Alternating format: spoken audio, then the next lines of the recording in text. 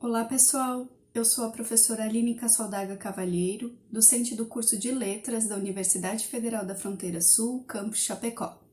Quero desejar as boas-vindas a vocês, espero que o conteúdo desta videoaula seja significativo. Hoje nós vamos conversar um pouco sobre leitura, especificamente sobre leitura de textos verbais, isto é, daqueles textos constituídos por signos escritos, por palavras. Esse recorte sobre a nossa abordagem aqui é importante para que você saiba exatamente do que estamos falando, uma vez que o termo leitura ele é polissêmico, ele apresenta várias possibilidades de uso e nuances de sentido. Por exemplo, você já ouviu a expressão leitura de jogo? Essa expressão é costumeiramente utilizada por esportistas e comentaristas para se referirem à maneira como jogadores e técnicos percebem o andamento de uma partida. Mas esse uso da palavra leitura nesse contexto é metaforizado. Ele se afasta do conceito de leitura de textos, por não implicar mediação de signos escritos. O que nós vamos abordar nessa videoaula pode ser aplicado também à leitura de textos não verbais, mas o foco aqui é a compreensão de textos verbais, especialmente os escritos. Então, nessa videoaula, além de falar um pouquinho sobre leitura, nós vamos conversar sobre estratégias de leitura. Assim, você poderá avaliar se as estratégias que você utiliza para ler um texto ajudam na compreensão do que você está lendo. Afinal, a leitura é uma atividade muito importante, especialmente na esfera acadêmica. Vamos pensar um pouquinho sobre como a gente aprende na universidade. Você pode aprender ouvindo um professor falar sobre determinado conteúdo, pode aprender também assistindo a um vídeo como esse, mas sem dúvida nenhuma você vai aprender muito lendo. A leitura faz parte da rotina de um estudante universitário. Qualquer curso, de qualquer área, terá demandas de leitura. Vamos pensar um pouco sobre como é o ato de ler? Você já parou para pensar como você é como leitor? O que é leitura, afinal? Ler, será que é reconhecer letras transformando grafemas em fonemas, ou seja, unidades gráficas em sons? Ou será que a leitura é um processo muito mais complexo que envolve compreensão? Sem dúvida, a decodificação, que é esse movimento de transposição dos grafemas em fonemas, é necessário para que a gente compreenda um texto lido. Mas não é suficiente. A leitura é um processo de interação entre leitor e autor, em que os sentidos vão sendo construídos conforme a gente vai lendo um texto e vai mobilizando uma série de conhecimentos prévios, conhecimentos de mundo que nós temos enquanto leitores. Então, o leitor tem papel ativo na leitura. Os sentidos não estão prontos previamente em texto nenhum.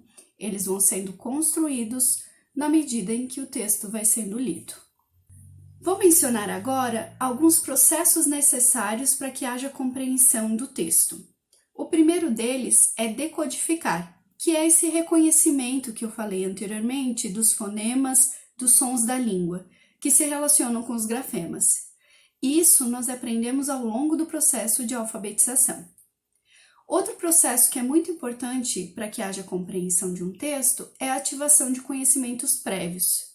Quanto mais conhecimentos prévios nós temos sobre determinado assunto que está sendo abordado em um texto, mais facilidade teremos para compreender aquele texto. Por fim, outro processo envolvido, que é básico também, é realizar inferências, isto é ser capaz de compreender o que está nas entrelinhas, o que está subentendido no texto, o que não foi dito explicitamente. Agora nós vamos falar um pouquinho sobre as práticas de leitura. Vamos pensar sobre isso. Luiz Percival Leme Brito, no livro Inquietudes e Desacordos, A Leitura Além do Óbvio, fala de duas dimensões relacionadas ao ato de ler. Uma primeira dimensão o autor chama de pragmática, que está vinculada à reprodução da vida no espaço cotidiano. A essa dimensão, por exemplo, associam-se aqueles textos cuja interpretação é fortemente contextualizada. Segundo o autor, nesse tipo de leitura, pouco se mobilizam dois elementos essenciais, que é a expansão da memória e a metacognição. O que seria essa metacognição? É o ato de controlar o próprio pensamento, uma habilidade desenvolvida para monitorar o processo de compreensão. Nesse tipo de leitura, então, que é demandada no nosso dia a dia, no nosso cotidiano, ocorre um processo quase que mecânico, não há necessidade de reflexão de modo geral. Por exemplo, quando nós lemos um manual de instalação de um equipamento doméstico, quando nós lemos uma placa de trânsito ou um anúncio em um jornal. Por outro lado, o autor fala de outra dimensão da leitura, que é a dimensão que está relacionada a outra esfera de produção cultural. Essa dimensão, segundo ele, abarca textos cujos conteúdos e formas de exposição transcendem o que é do âmbito do imediatismo, do pragmatismo, e supõe maior nível de metacognição. Por exemplo, aquelas produções culturais humanas mais sofisticadas, ligadas às ciências, à literatura, à filosofia. A leitura de um poema, por exemplo, de um artigo científico, relacionam-se a essa outra dimensão da leitura. A essa última dimensão da leitura também estão atrelados os textos que a gente lê na universidade, né, que são característicos, que circulam na esfera acadêmica. A leitura na universidade, ela está atrelada ao que João Vanderlei Geraldi chama de leitura e estudo do texto. Precisamos ler os textos na esfera acadêmica para compreendê-los de fato, para estudá-los. Na universidade, a gente realiza prioritariamente, então, leitura e estudo do texto. Nesse sentido, pensando em estratégias de leitura, sempre é muito importante ter claro quais são os objetivos da leitura. Qual é o objetivo que você tem ao ler determinado texto? O que você quer alcançar? Você está lendo só por fruição, por puro prazer? Você está lendo para se informar sobre um determinado assunto? Ou você está lendo para estudar, para compreender determinado conteúdo? E é essa leitura de estudo que costumeiramente a gente faz na universidade, né, na sua maior parte. Então, dependendo do objetivo que a gente tem com determinada leitura, nós mobilizamos, enquanto leitores, vários tipos de estratégias. E é sobre essas estratégias que a gente vai conversar também um pouquinho agora.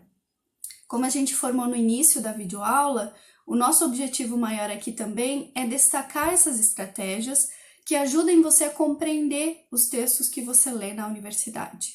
Ao usar determinadas estratégias de leitura, nós conseguimos controlar o processo de compreensão, visando o objetivo, ou seja, nós definimos um caminho específico para percorrer ao longo da leitura e alcançar uma meta pré-estabelecida. As estratégias, então, elas são um recurso bem importante para que a gente consiga construir significados enquanto nós lemos os textos. E isso vale tanto para a leitura de um bilhete deixado na porta da geladeira, quanto para a leitura de um romance clássico da literatura universal, por exemplo.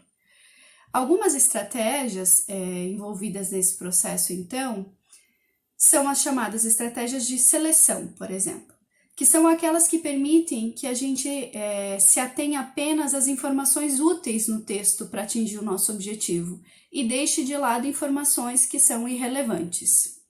Também há estratégias chamadas de antecipação, em que a gente pode fazer previsões, a gente pode supor o que ainda está por vir no texto. Também temos as estratégias de inferência, que nos ajuda a compreender o que não está dito, né? O que está subentendido no texto. E, por fim, há estratégias de verificação, que tornam possível quase que um controle sobre a eficácia ou não das demais estratégias que nós estamos utilizando para ler o texto e construir sentidos sobre o que lemos, ok? Então, nós vamos começar a falar sobre as estratégias chamadas de pré-leitura, que envolvem as estratégias de seleção e antecipação que eu mencionei agora há pouco. Nas atividades de pré-leitura, o leitor estratégico, ele começa a estabelecer uma compreensão do texto muito antes de realizar a leitura propriamente dita do texto, né, dos signos aí escritos. Porque é possível fazer uma análise geral sobre o texto, é possível fazer previsões a partir do título, a partir de quem é o autor, a partir do gênero, da estrutura do texto, dos tópicos, dos subtítulos do texto, de como ele está organizado, das figuras que ele tem, enfim. São todos elementos que em uma análise prévia, antes mesmo de começar a ler o texto, a gente já consegue fazer previsões sobre o conteúdo do texto, sobre a linha argumentativa, enfim.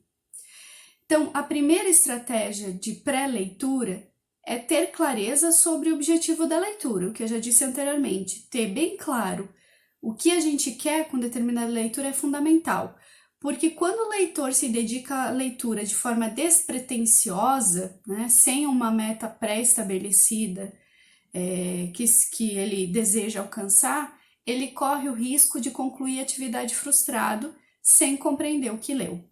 Ao estabelecer esses objetivos, o leitor fará a leitura com foco na informação que ele almeja encontrar no texto e terá mais chances para alcançar a compreensão do que lê.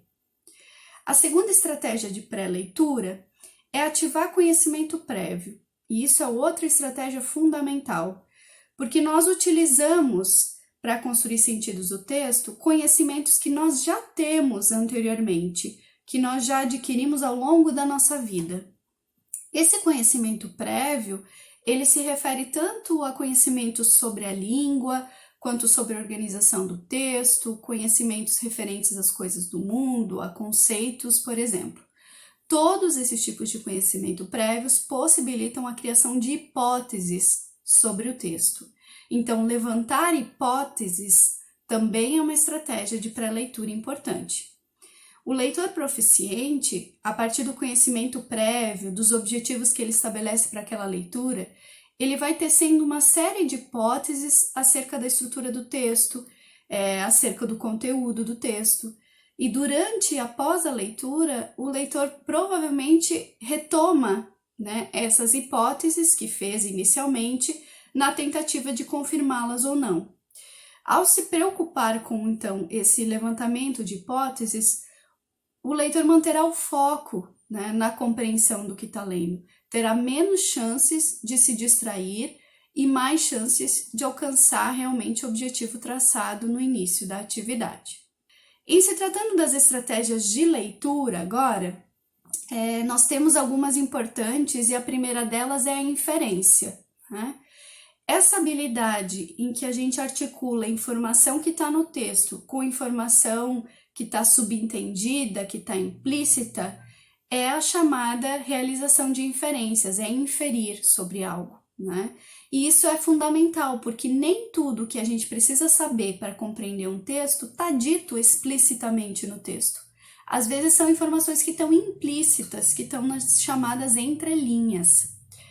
Então, há informações nos textos que precisam ser depreendidas a partir do que está escrito, fazendo com que a gente agencie, então, conhecimentos de mundo, de que nos apropriamos ao longo da nossa vida, a partir de uma série de leituras anteriores, né, que a gente vai desenvolvendo. Outra estratégia que deve ser utilizada durante a leitura é a identificação da ideia principal do texto e também das ideias secundárias, né? Com isso, a gente, enquanto leitor, pode fazer relações necessárias entre conhecimento prévio, conhecimento novo, avaliar as previsões que a gente fez inicialmente para ver se confirmam ou não. Por outro lado, há também a chamada leitura pelo contexto. Então, ler pelo contexto também é uma estratégia que a gente utiliza enquanto lê para ir construindo sentidos. Considerar o contexto em que as informações estão sendo expostas é uma estratégia de leitura, então, importante que facilita o acesso à compreensão do texto. Muitas vezes, fazendo relações com outras informações, a gente consegue identificar o significado de alguma palavra e garantir a compreensão leitora, sem necessariamente, por exemplo, precisar interromper o fluxo da leitura e procurar o significado da palavra num dicionário, por exemplo, né? Só que, por outro lado, o uso do dicionário é importante em algumas situações. É uma estratégia importante para a gente construir os sentidos. Pense que você está lendo um texto que está escrito em uma língua a qual você não fala e a qual você não domina, né? Então, parar às vezes o fluxo da leitura para buscar no dicionário o significado de uma palavra, nessas situações pode ser muito importante, porque senão, se você não fizer isso, pode comprometer a construção de sentidos do texto, né? Você pode não continuar construindo sentidos, né? E aí, nesses casos, é melhor sim parar o fluxo da leitura, buscar o significado da palavra no dicionário, né? Só que, no entanto, de modo geral, se recomenda que essa estratégia seja mobilizada em último caso, porque, como eu falei, ela interrompe o fluxo da leitura e isso também, às vezes, traz prejuízos para a compreensão dos sentidos, tá? Por fim, sobre as estratégias ainda de leitura, eu gostaria de chamar a atenção para uma que é muito importante também, que é manter a atenção na atividade de leitura. A concentração e a intensidade da atenção que a gente mantém naquela atividade que a gente está realizando ali de leitura é fundamental para o processo de compreensão, especialmente quando há um volume maior de leituras ou a leitura é mais complexa. Então, a chamada atenção voluntária, que é essa que a gente demandada no ato de ler, né, intencionalmente, ela permite a concentração de forma intencional e ela é muito importante para que a gente construa sentidos no texto. Agora vamos passar para as estratégias de pós-leitura. Essas estratégias, elas possibilitam a reflexão sobre o conteúdo lido. Então, elas são muito importantes para o desenvolvimento das nossas habilidades de leitura, porque para sermos leitores proficientes, não basta termos a capacidade de localizar a informação que está explícita no texto, né? Nós precisamos, como eu já disse várias vezes, realizar inferências, conseguir ler e depreender o que não está explícito, mobilizar informações que estão em partes diferentes do texto e que têm níveis de complexidade diferente, e refletir e avaliar criticamente um texto. Então, para nos auxiliar nesse processo de reflexão, que é super importante e que auxilia a gente a compreender melhor o texto, a gente precisa mobilizar algumas estratégias de pós-leitura. Tem um autor italiano, o Ponzio, que ele diz que é preciso que a gente levante os olhos do texto e pense sobre as coisas. Então, esse movimento de, após ler um texto, você refletir sobre o que leu, você, de algum modo, utilizar estratégias que te ajudem a memorizar também, é fundamental. Te ajudam a compreender melhor o texto, tá? Então, uma dessas estratégias de pós-leitura é a verbalização, por exemplo, que seria aquele compartilhar informações sobre o que se leu, né? Seja por meio de uma roda de conversa, de um seminário, de um debate. Isso ajuda a compreender melhor o texto. Então, falar sobre o texto que a gente leu ajuda nesse processo de compreensão. Além disso, nesses momentos em que a gente compartilha informações sobre leituras feitas, conversa sobre os textos, é possível que a gente faça uma troca também de experiências sobre estratégias de leitura utilizadas, né, com outros leitores, com nossos colegas. Isso também vai nos ajudando a conhecer outras estratégias ou a nos compreendermos melhor como leitores, né? O que para mim, Aline, é uma estratégia de leitura importante, funciona bem, especialmente as de pós-leitura, talvez para outro leitor não sejam fundamentais, né? Por exemplo, verbalizar essa estratégia de pós-leitura talvez para mim seja fundamental. Falar sobre o texto, né, com outra pessoa, ou escrever sobre o texto, me ajude a compreender melhor o texto. Para outras pessoas, talvez fazer mapa conceitual, por exemplo, que é outra estratégia de pós-leitura. Você desenvolver mapas conceituais facilita a compreensão também, né? Porque isso exige o poder de síntese, né? Você tem que conseguir depreender o que é principal daquele texto, quais são os conceitos principais e relacioná-los. Por fim, outra estratégia de pós-leitura é a elaboração de resumos, né? Que é uma atividade feita com frequência na educação básica e também no ensino superior, e que ajudam, né? São chamadas também de técnicas de estudo, exatamente porque elas ajudam a compreender os textos que a gente lê e, consequentemente, vão nos ajudar no processo de apropriação do conhecimento, né? A elaboração de bons resumos, ela exige que o leitor tenha alcançado os níveis proficientes de compreensão e leitura. Agora, na parte final desta videoaula, eu gostaria de destacar alguns pontos que são fundamentais para você levar em consideração na leitura de textos acadêmicos. O primeiro aspecto é que a leitura exige esforço e concentração intensos. É cansativa, às vezes feita por obrigação, mas também não há nada de errado que seja feita assim. Enfim, a leitura ela não é sinônimo de prazer o tempo todo, né? Então, nem sempre vai ser agradável e vai ser prazeroso ler os textos, tá? Especialmente os textos acadêmicos, que têm um nível de complexidade maior, que exigem uma certa proficiência em leitura já, né? O segundo aspecto é que ler pode ser difícil. Ler coisas interessantes que transcendam o prosaico cotidiano, né, é mais difícil sim. Ler textos acadêmicos também pode ser difícil. Terceiro ponto é que é preciso persistir na leitura. Ler o texto todo, ler várias vezes, não desistir nas primeiras páginas.